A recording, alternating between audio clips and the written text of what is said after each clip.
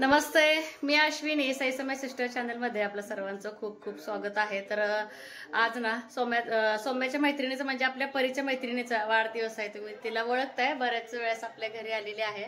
तर श्रेयाचा वाढदिवस आहे. तर आपल्या तिकडं मळ्याच्या वरती तिचं घर आहे. खूपच सारखी फोन करते की काकी या. तर असं मी परीला सईला पाठवत असते. तर सई येणार होती, पण तिला मळमळण्याचं गत व्हायला लागलं, त्यामुळे ते नको म्हणायला लागले.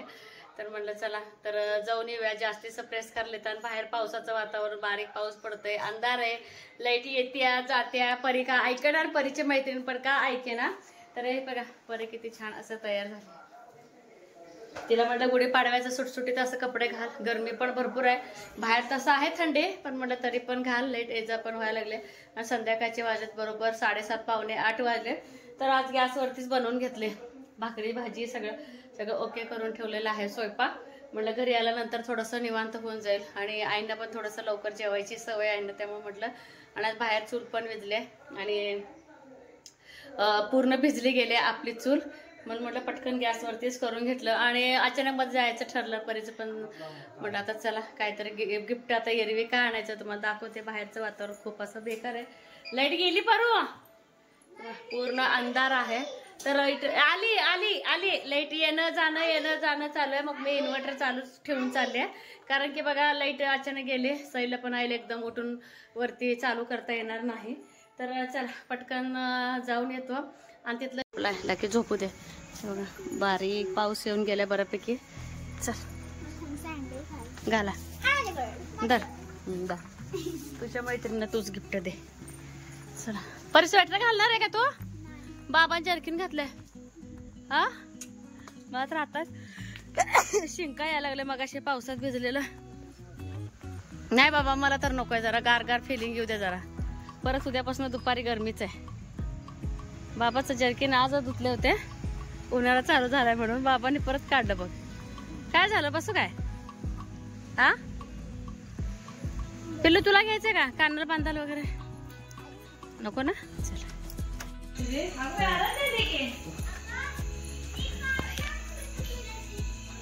बरं आहे ना. तू बघितलीस काय?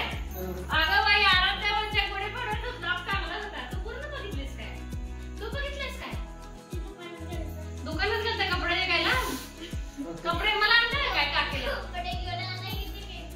हे कपडे घेऊन आला गुढी पाडव्याला काकीला बोलून काय?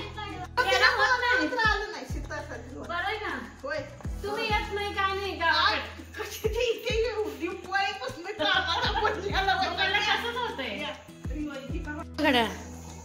अगो बाई छान आहे की.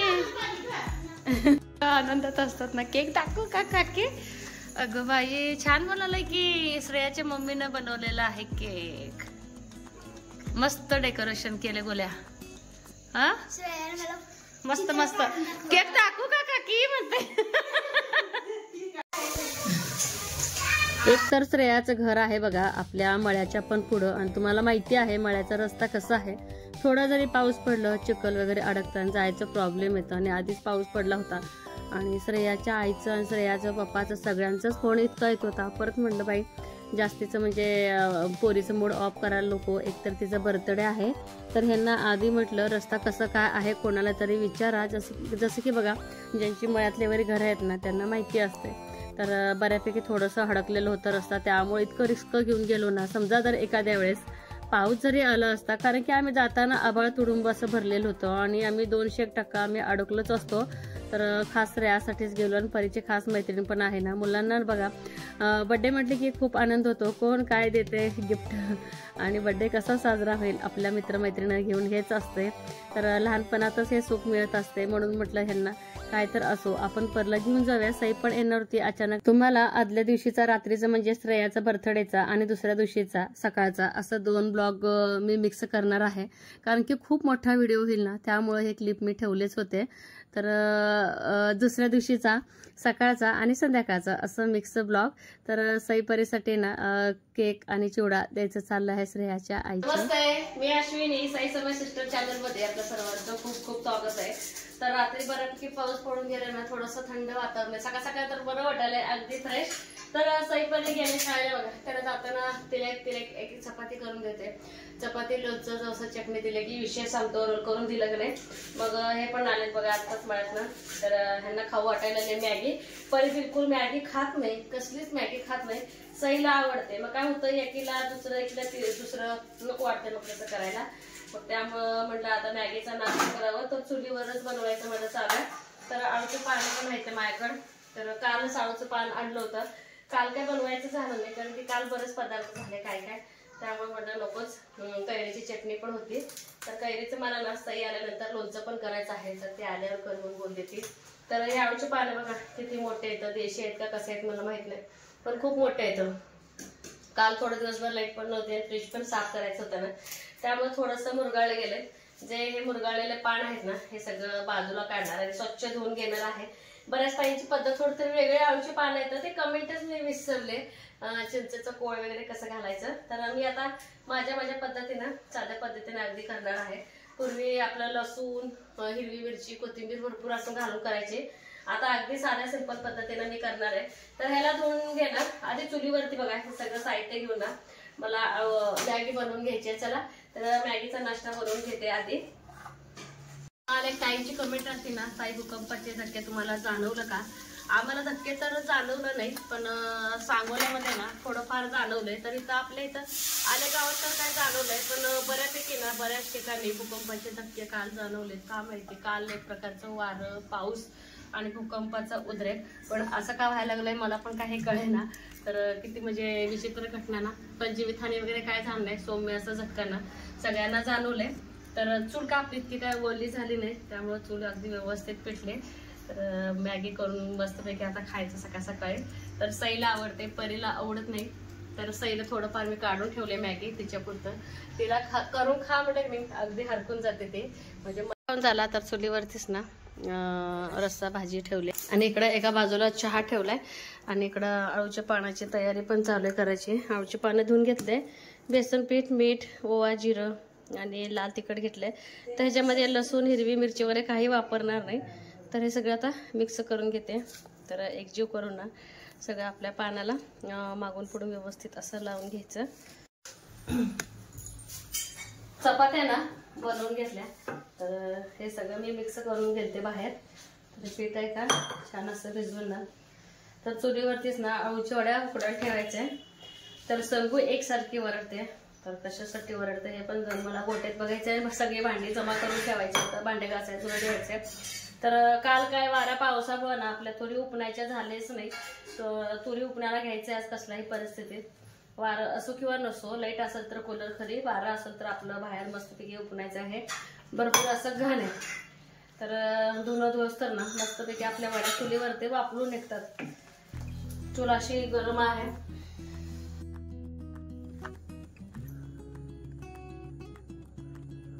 आळूची पानं ना खूप अशी मोठी होती. जी आळूची पानं चांगली होती तीच घेतलं, बाकीचं जर थोडंफार सुरकुतलेल्या होत्या. तर शेजारी माझ्या आई बसलेल्या होत्या ना, दोघींच्या थोड्याफार गप्पा चालू आहेत आमच्या. तर गप्पा आमच्या खरंच खूप चांगल्या होतात आणि त्यातच मी नेहमी म्हणत असते, प्रेम राहत असतं. रुसून फुगून घरात अजिबात गोडवा निर्माण होत नाही. त्यामुळे बघा, शक्य झाल्यास किती जरी एखाद्या व्यक्तीचा राग जरी आला तर मी टाळते. कोणाला राग येत नाही, कोणाच्या घरी भांडणं होत नाही, सगळ्यांच्या घरी रुसाफुगी होत असते. तसं आमच्या पण घरी होते. तर थोड्याफार कारणावरून जर झालंच समजा, मला जे पटलं नाही किंवा आईनं जे पटलं नाही किंवा ह्यांना, तर 5 ते 10 मिनिटं गप्प राहायचं आणि खाय असं लगे तर खूप छान वाटते घरात. अति गोडवा पण काय चांगलं वाटत नाही. तर सगळे कामं झाल्यानंतर बघा फरशी वगैरे पुसून घेतली. तर किचन तर दररोज न चुकता माझं 3 ते 4 टाइम माझं पुसलेलं असतं, त्याशिवाय मला फ्रेश वाटतच नाही.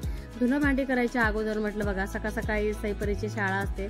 तर पाला पाचोळा एवढं डीपमध्ये काढणं होत नाही. चिटकलेलं जे पावसानं पाला पाचोळा होता ते आधी काढून घेतलं. रात्री पाल झाकलं होतं परीनं बघा पावसासाठी. तर थोडं वल्ल होतं, म्हटलं आधी ते कंपाऊंडवर टाकावं शेळ्याच्या थोडंसं हडकण्यासाठी. ठेवण्यासाठी आणि बुसकट पण झाकलं होतं ते पण हडकण्यासाठी ना, ते पण काढून ठेवलं. आणि मी दिवसभर पण ठेवू शकत नाही कारण की ऊन परत दिवसभर इतकं होतं ना, पाल ते शिवलेलं पूर्ण फाटून जाईल. आणि आपले सोलापूरच्या आईनं मला हातावर शिवून दिलेलं आहे, तिची मेहनत वाया जाईल हे माझ्या डोक्यात असते सारखं. एक ना ती असं उसवून शिलाई जे दुकानातले आपले तांदळाचे साखरेचे ठिके असतात ना, त्या ठिक्याचा उपयोग करून ना ती दिवसभर दुकानात बसून जेव्हा गिऱ्हाईक नसतात तेव्हा शिवत असते. मग इतकी तिची मेहनत असते त्यामागं. त्यामुळे मी काय करते, काम झालं की माझं लगेच फोल्ड करून ठेवत असते. लगेच शेळ्यांना चारा पाणी वगैरे करून घेते. एक समाधान वाटतं शेळ्यांना जेव्हा चारा पाणी करते आणि ते खाऊ लागतात ना, करमतं बरं का त्यावेळेस. तर त्यांचं चारा पाणी करून घेतल्यानंतर भरपूर असे कपडे होते, चांगले 2 बादलीभर कपडे भरलेले होते. तर बघा पावसाचं पाणी साठलं होतं, त्याच मी पाण्याने कपडे धुणारे. इतकं पण पाणी काय म्हणजे घाण नव्हतं. आणि एका बाजूला वड्या पण मी चुलीवरती वापरायला ठेवलं होतं. तर गुढीपाडव्याचं ना आपण गच्ची पूर्ण स्वच्छ म्हणजे झाडून घेतले होते, त्यामुळे काय प्रॉब्लेम नाही. हे बघा किती असं ना काड्या आलेल्या आहेत ह्या तुरीमध्ये. ह्या तुरी सगळं आम्हाला आज उपणायचं आहे. बरोबर 10:30ला उपणायला आम्ही घेतलं होतं, 10-10:30च्या दरम्यान. तर वारं काय नव्हतं, म्हटलं आता कूलर लावूनच ना आता सगळं उपणूया. तर बाई जर लावली तर 1-2 पोत्याला ना तर 2-3 दिवस लावेल. तर आपण घरच्या घरी उठत बसत का होईना काम चाललं होतं. तर बघा असे ज्या मोठे मोठे कामं असतात, शेवटी आईंचा अनुभव महत्त्वाचा असतो. आणि त्यांना अशी कामं केल्याशिवाय, आपल्याला मदत केल्याशिवाय त्यांचा जीव पण ऐकत नाही. आणि खरंच आईशिवाय पण अपूर्ण आहे. जेवढं आईनं डीपमध्ये येते तेवढं मला अजिबात येत नाही. सगळं कपडे भांडे सगळं झाल्यानंतरच मी उपणाला घेतलेली आहे, म्हणजे मागं रखरख नको. हे बघा आळूचे पाणी आपलं छान उकडलं गेलेत एकदम मस्त. तर इकडे ना कढई ठेवले तळण्यासाठी. तर बघा उपणता तर हळदी कुंकू होतं एका ठिकाणी, हळदी कुंकूला जाऊन आले. आणि हळदी कुंकूवर ना आल्यावर बघा तिकडच परत आणखी एका ठिकाणी गेलो. तर आमच्या इकडे बघा, आमच्या इथं खरंच वाईट झालं. एका लेक माणसाचं मिस्टर वारले होते. तर वारून एक 15 दिवस झाले असते. तर मग काय करतात, माहेरी आणतात सुका दुखाला 1-2 दिवस. तर परत त्या ताई माझ्या चुलत नणंदबाई आहेत, परत त्या जायच्या त्या. मग लागलंच का नाही हा या साडीवर तिकडे त्यांना भेटून होते. आणि भेटून आले लगेच आपल्या वड्या तळायला घेतलेल्या आहेत. अगदी पातळ पातळ अशा वड्या तळायच्या आहेत हे बघा.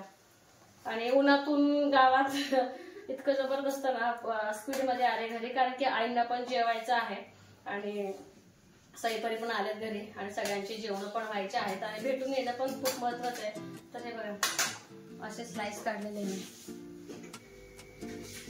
तर अगदी पातळ पातळ ना पूर्ण असं काढून घेणार आहे. शॅलो फ्राय केलं तर पण चालतंय. आता प्रत्येक ताईची ना आळूच्या पानाची वडी करायची वेगळी पद्धत असते. माझी पण थोडीशी वेगळी, असं पण छान लागतंय. अगदी पातळ स्लाइस करायचं आहे. आणि दिवसभर ना थोडा तुरी उकळून घ्यायचं. आजचं पण वातावरण ना अगदी शांत वातावरण आहे, पावसाची शक्यता आहे. थोडा आपला तुरी उकळून घ्यायचं. तर सगळे ना मस्त असे ना आमचे वड्या तळून घेते.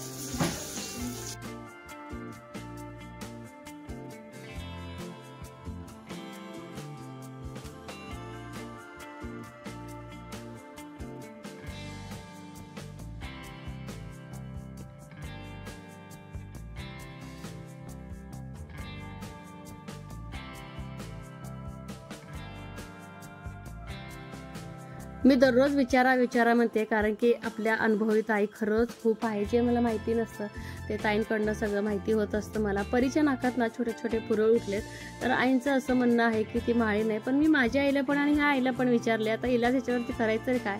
तर प्रत्येक जण म्हटलंय की सकाळी म्हणजे फुलांचा वास घेणे तर त्याने माळी कमी होते. पण तसं काही परीचं काही कमी होईना. आम्ही दवाखान्याला पण दाखवलंय, त्याच्यावर पण कमी होईना. त्यांनी एक लिक्विड दिलेले पिण्यासाठी. पण आज परी इतकी रडत होती ना, खूप रडत होती की तिला असह्य व्हायले, कारण की कान नाक हे थोडे नाजूकच असतात ना. अगदी छोटीशीच पुरवळी दिसत सुद्धा नाहीये. आपला रवा असतो ना, रवा एवढीच आहे. पण त्याच्यावरती काय म्हणजे उपाय आहे का आयुर्वेदिक, हे मला खरंच मी अठ्ठासाने सगळ्यात आईने विचारायला लागलेले का. तर कारण की एवढं सगळं करून तिला कमी होईना. मला वाटतं उष्णतेमुळे पण ना ते लवकर कमी होईना असं मला वाटते, माझं एक अंदाजे मत.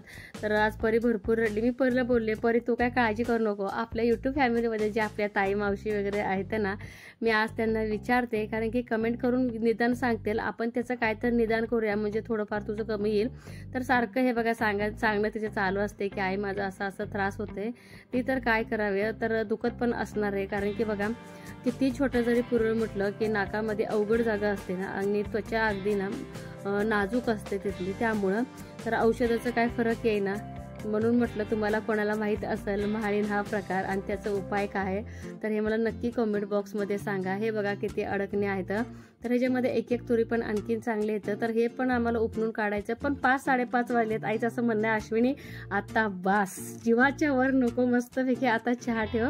पण मलाही बघा झाडू भांडी वगैरे बाकीचे पण कामं आवरायची होते, कपडे घडी करायचे होते, बरेच असे कामं होते ना, मग पुढचं नियोजन सगळं बिघडून जाते. तर जीवाच्या वर पण नको व्हायला, तर बाकीचं काम आम्ही आता उद्या करणार आहे. तरी संध्याकाळचे वाजले 6. कुठनं घेऊन आले हे असं रोज जर हिरवा चारा जर उन्हाळ्यात पाहिजे बदलून बदलून. हो बाय, मकत ना अजून हिरवा आहे काय? आय आय आय तुला द्यायचं तिकडे तू. आय हिरवा परे तिथं पडलं बाई जरा. डॉक्टर झाले काय, वकील झाले? असू दे काय असू दे, काय चाललंय काय माहिती. अगं बाई काय ना की ठीक हो, हिच्या समोर असं ठेवायचं नाही परू, शेळ्यांसमोर असलं काय. होय एरवी खात नाही ते, आता उन्हाळ्यात सगळं चाकून माकून खायला ती, कसलं बी गवत खायला ती. टाकू हे मारचाल मला. हो संध्याकाळचे बघा 6:15 वाजत आलेत. हे आले तर ह्यांना म्हटलं कसलं पण गवत आणा, पण आला. कारण की बघा आता उन्हाळ्यात कसलं पण गवत आता हिरवं कुठं बघायला मिळत नाही, शेळ्या आवडीने खात्यात. म्हणजे सकाळी 10 वाजल्यापासून उपनतोय, 5:30-5 वाजतो. अक्षरशः दमायला आलं. मी एवढे दमले तर आई किती दमले असतेल्या. आणि किती जरी काय म्हटलं तर आईसोबत येतात. तरी पण बघा लोकांचं जर असे जर थोडंफार कमेंट वाचलं थोडं वाईट वाटतं. कुठे बी काम करते सासला घेऊनच करते, ते मी कमेंटच डिलीट केलं. तुम्हाला खरं खरं मी ते सांगते. तर त्या ताईंचं नाव सांगायचंच आहे मला, पण असं माझ्या किती तर ताई म्हणते अश्विनी तुला किती वेळा सांगितलं कमेंटकडे लक्ष देऊ नको, देतच नाही. हे बघा जरा बसलं की लगेच होते काय. आणि इतकं वारं सुटलं होतं मग अशी, तर वाऱ्याने बघा एक नारळाचे थापीत पण पडले. आणि हे पण काय ते छोटे छोटे का होईना नारळ पडले. तर म्हणजे ते नारळ जर असंच ठेवले त्यात पाणी नाही आहे तर वाळून जाईल, खोबरं खराब होऊन जाईल. तर ते खोबरं पण मी फोडत होते, तर ह्यांनी म्हणले असं थांब मी तुला पण फोडून देतो. तर ह्यांनी हातपाय धुवायच्या अगोदर तर नारळ पण मी ह्यांच्याकडनं फोडून घेते. आणि चहा पण ठेवायचा, दमून थाकून येतात ना, तर अर्धा कप जरी चहा पिला तर एकदम फ्रेश वाटत असते. जायजूला आता बांधायला पाहिजे, कारण की जायजूला आता इतके आगाव करलेत ना, सारखं तिच्या इथं दूध पितात. दूध केल्यामुळे पण शेळ्या खराब होतात असं बऱ्याच जणांचं म्हणणं. पाणी नाही वाळले ते समजा आई, आपण इथं होतो जर टाक्यात पडलं असतं तर नारळाचं झाड काय परवडलं बिल आम्ही कसलं माहितीये का, तुम्ही गेला आणखी पडलं जोरातलंय. अशा वाट्या हे असंच ठेवलं ना आई काळ होऊन जात आत. उन्हानं आता वाळवायला तर येते. थांबा ह्याच्यात ठेव. ही पण हे 2 तुकडे करा की आम्हाला चुली जाळायला पण येते.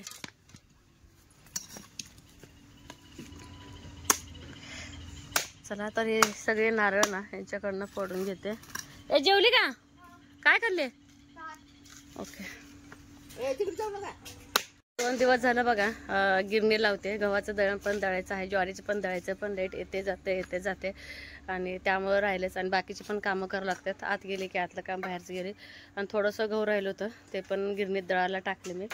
आणि त्यांच्याकडनं खोबरं तर फोडायचं चालू आहे. आणि संध्याकाळच्या ना भाकरी बनवून घेतलं, गरमागरम ह्यातला कोळसा काढून शेगडीत टाकणार, म्हणजे आपलं दूध तापून जाते. असं पिठलं बनवलंय आणि बनवत सगळ्यांचं जेवण चाललंय. कसं झालं का पिठलं? खूप मस्त ना. चला इथंच व्हिडिओचा एंड करणार आहे. दूध तापवायला ठेवायचंय. आणि जे मी विचारले ना ते नक्की कमेंट बॉक्समध्ये सांगा मला. भरपूर असं उपचार केले पण ते उपचार व्यवस्थित होईना, तिचं काय कमी होईना, त्यामुळे ती रडायला लागली. चॅनेलवरती कोण नवीन आहे का, व्हिडिओ तर बघत राहा. लाईक शेअर सबस्क्राईब करायला अजिबात विसरू नका. दूध ठेवायचं आहे मला. इथेच व्हिडिओचा एंड करणार आहे. बाय.